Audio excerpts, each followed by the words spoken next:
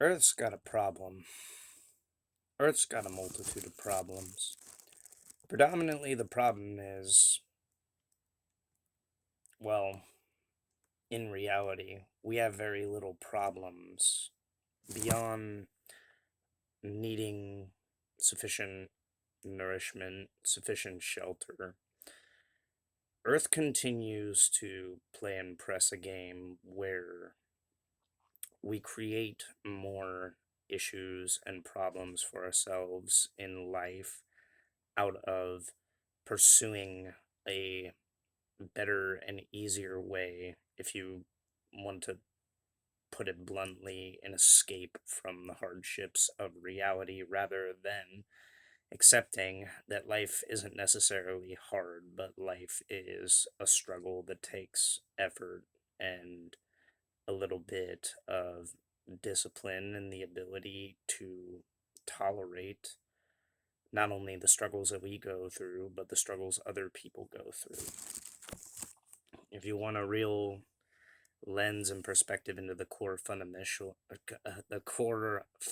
issue bleh, of Earth's major problem, it's that humans perpetuate their own problems and they project them into bigger problems, which essentially get crossed and tied up with the issues and problems that others have.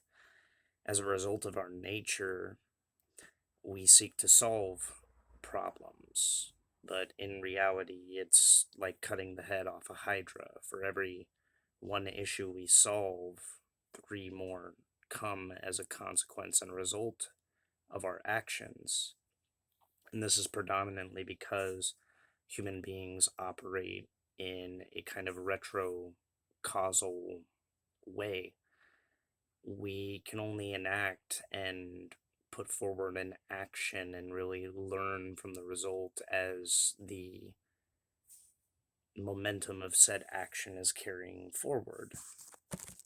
The hardest thing about planet Earth is that most of our problems exist and dwell more within our mental faculty and our thoughts on the actual issues rather than the issues themselves.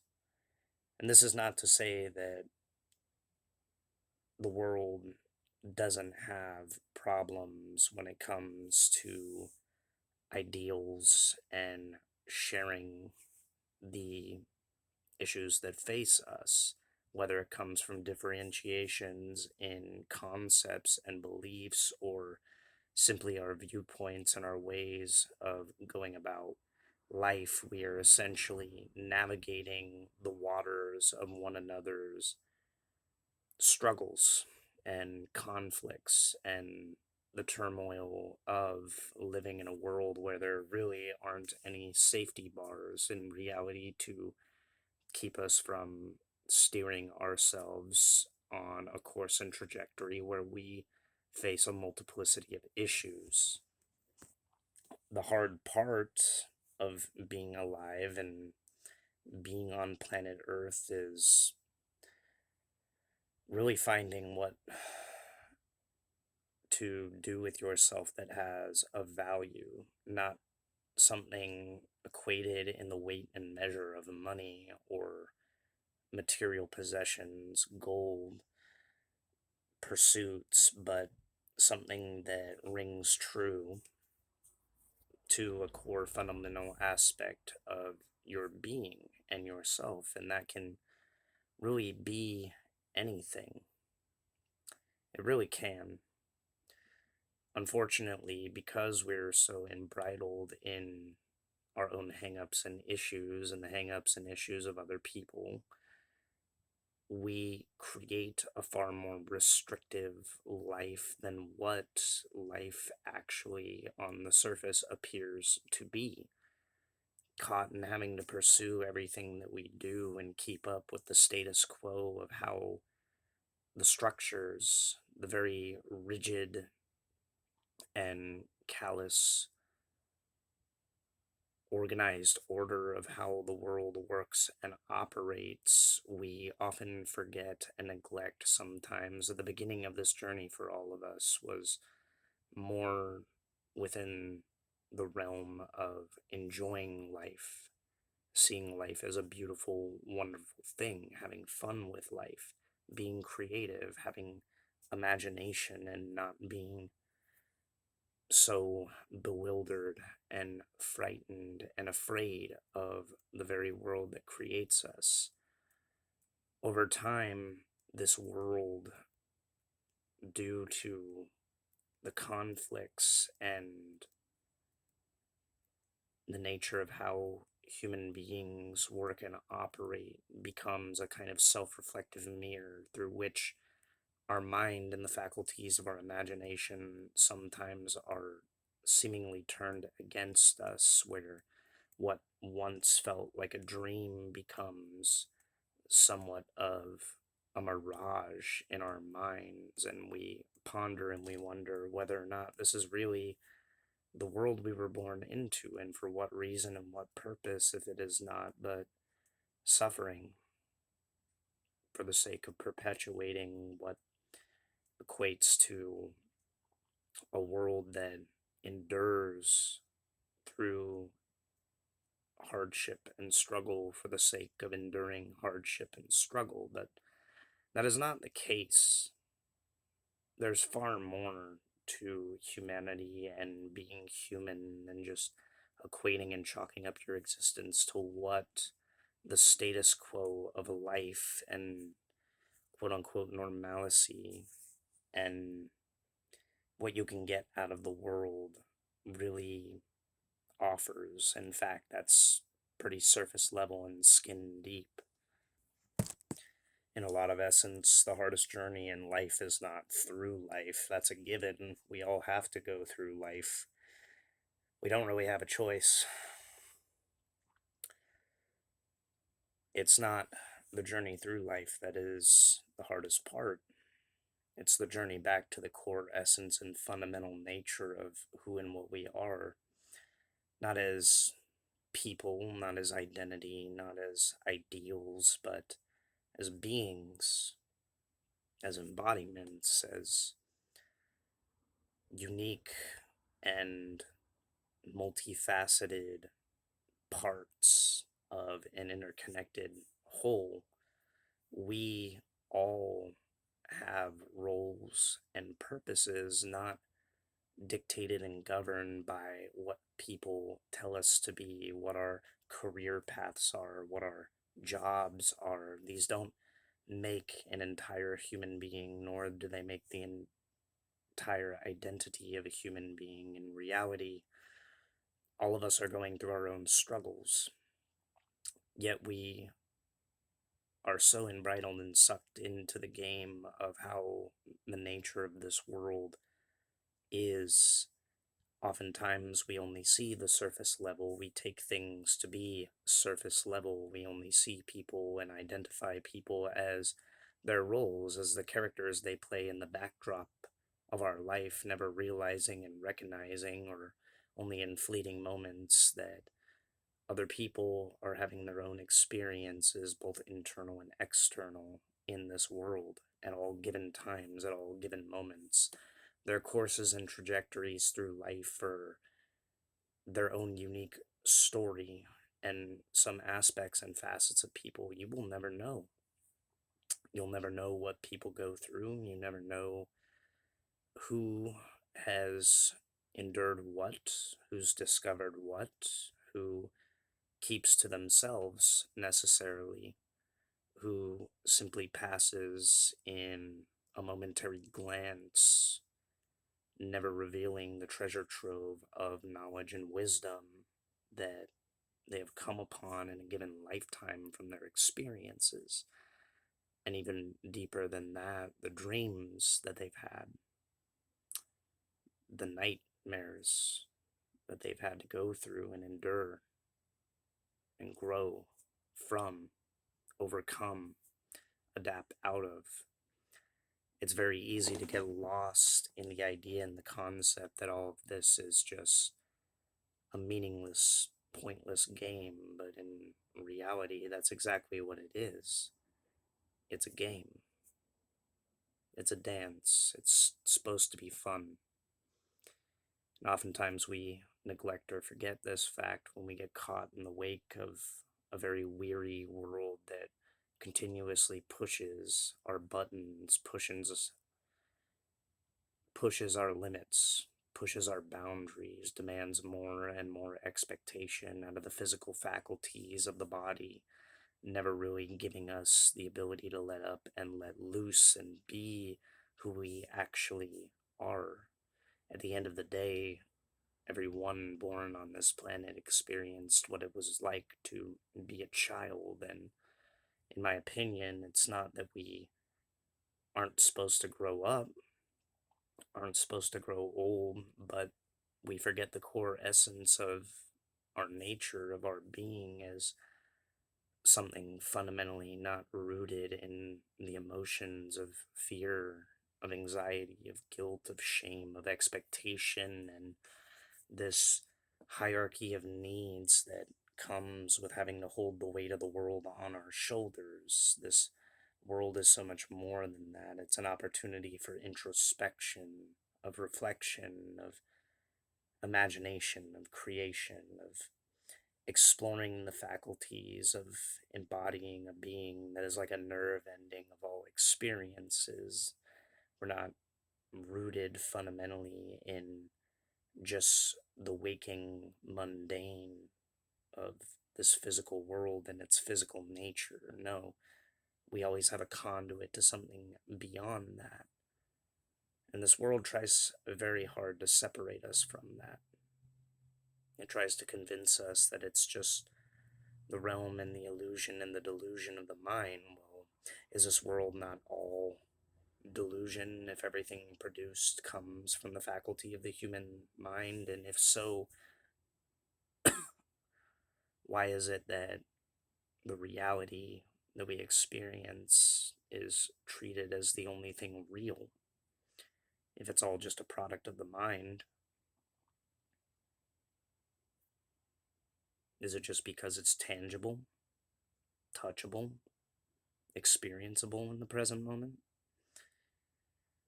I've had pretty real dreams. I've had dreams of being shot. I've had dreams of riding on the backs of dragons. I've had dreams of falling from space to planet Earth. I've had dreams of landscapes not anything like anything seen here before, and I know a lot of other people probably have too. And it just always seemed to me bewildering that we get so caught up in the mundane that we never really seek or ask or question why, how it is that there always seems this underlying layer that there's just more to this experience than what's on the surface level. If life is but a product of the thoughts and a product of the mind, and all of that is just simply chalked up to delusion, if you're not using your faculty to keep everything in control, then is this not just divine madness that we're experiencing? Is it not a waking, mundane nightmare in a lot of sense and a lot of essence? When we don't become rooted in who we are, who we really are, the core essence of our being in nature, which experiences all these faculties simultaneously and over the course of a given lifetime,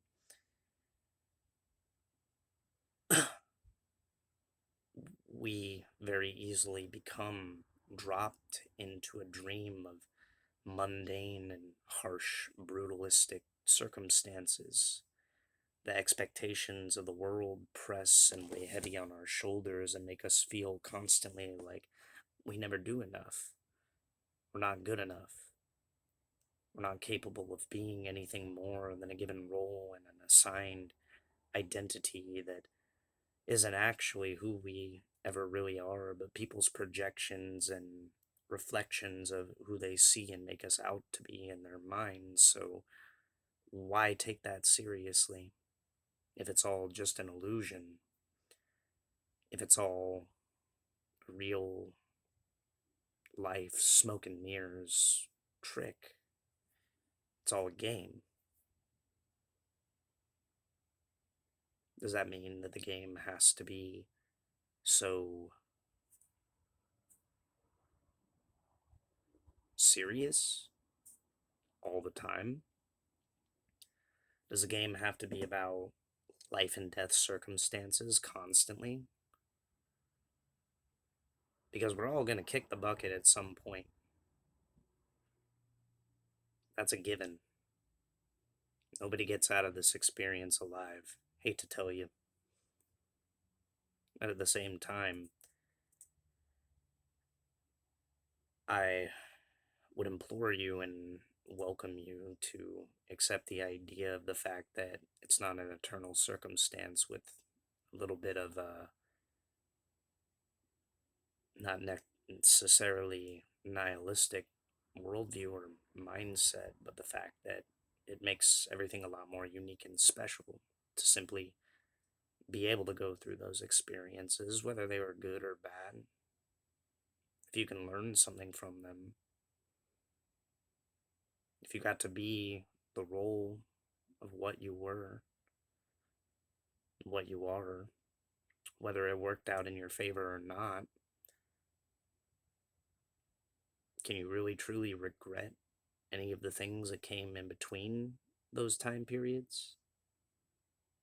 If they built the fundamental essence of your character, you got to do some pretty amazing things, whether people saw or not, whether you had reverence for life or just chalked it up to a mundane circumstance. Is that any less than anyone else? Because we're all going through our own experience in this game, in this journey. While life seems stifling at times, life seems limiting by the expectations and circumstances placed upon us, there kind of comes a point in your life where you realize that you ultimately are the one steering the ship, charting the course, at the wheel of the helm. At any given time, you can make the decision to live an entirely different life and lifestyle. You can redream the dream. You can play the game. And you can decide what that game is. Maybe there are some rules and parameters. Maybe sometimes it's a good thing to have limitations. Otherwise, it would be quite a mess, but kind of is a mess regardless. So sometimes it's very easy to actually cry over a lot of dust and sandcastles, because sometimes it's just a beautiful mirage. Sometimes it just is a beautiful dream. But I would implore you to consider maybe life is no different than a ephemeral, beautiful dream.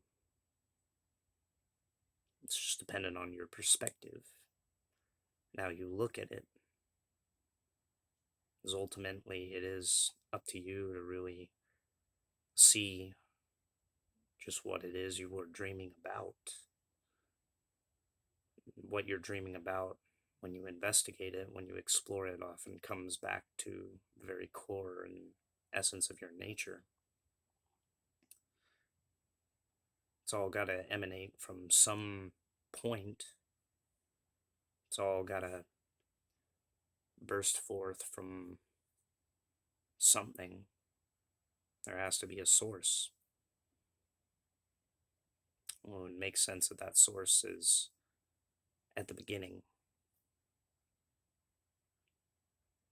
Maybe you rediscover it at the end. Maybe the end is the beginning. Maybe the beginning was once just an end.